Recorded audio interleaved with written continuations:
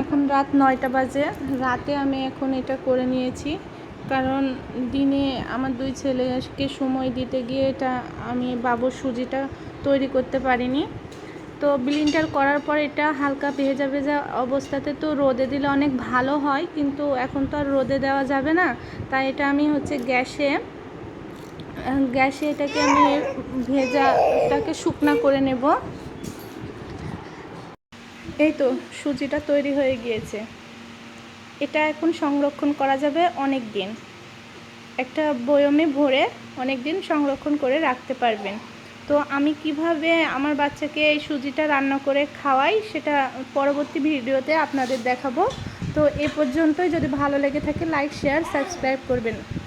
ভুল ত্রুটি হলে ক্ষমা দৃষ্টিতে দেখবেন। আসসালামু আলাইকুম।